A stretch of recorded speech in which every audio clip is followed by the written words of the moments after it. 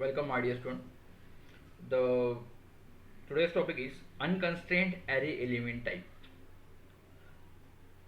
The unconstrained array element type is the topic which is related with some different element, some different types of element which is related with the unconstrained array. As we discussed in the previous video, you will see the different types of predefine which is used in unconstrained array.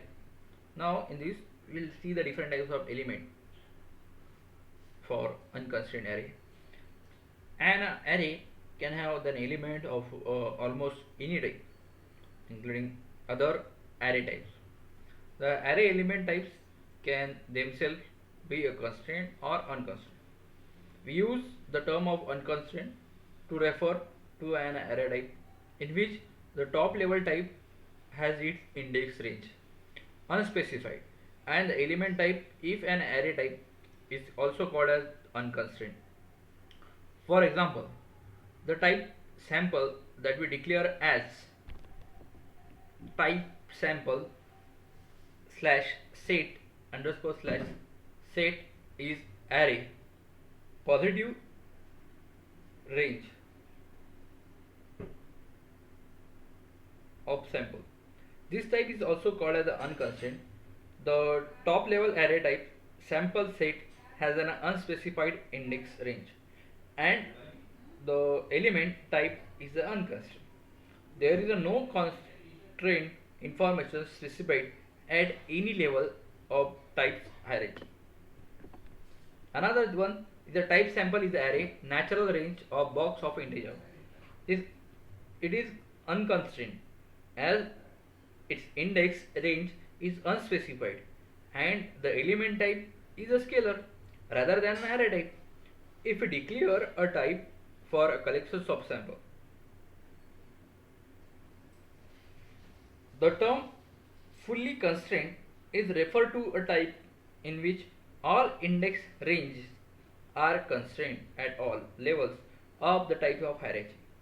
For example, the type point is array of 1 to 3 of a real number. It is fully constrained, and as there is only one index range and it is a constraint to be 1 to 3. Similarly, if you declare a type for a line segment determined by 2 points, that type line segment is an array 1 to 2 of a points. This type is also fully constrained, and its constraint the top level index range from 1 to 2 and the element index range to 1 to 3, like that way. Another term is the partially constrained array types. In between the constraint and the fully constrained types, we have what are called as the partially constrained type. Means this array type is in between the constraint, unconstrained and a fully constrained array type. Unconstrained and fully constrained array type के बीच में का जो रहता है, that is called as the partially constrained array types. Such a type have one or more index ranges unspecified and others that are constrained. For example, we can declare a type for a fixed size collections of sample like type path is array positive range box of point. The top level index range is unspecified, but the element index is range from 1 to 3. Here the top level index type dozen sample is array between 1 to 12 of a sample. In the top level index range is constrained from 1 to 12. Dozen means 1 to 12, that is a 12 quantity. So 1 to 12, but the element index range is unspecified. Similarly, we can declare the type for the path consisting unspecified numbers of points. In that way, we can define the partially constrained array type. And the another topic which is related with that is unconstrained array ports. Now, what is this unconstrained array port? An important use of unconstrained array type is to specify the type of an array port. The port is nothing but if we have to transfer the 8-bit data, for that purpose we require 8 input output pins. That collections of that 8 input output pins is called as a port. right? Means the combination of different input pins is called as a port. Simply, this use allows us to write an entity interface in a general way, so that it can connect to array signals of any size or within any range of an index value.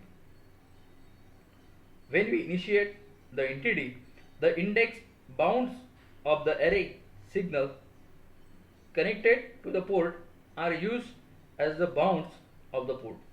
If the port type is an unconstrained array of a unconstrained array's element, the index range at all levels of this type hierarchy come from the connected signal. We can also use a partially constrained type, the ports of entities.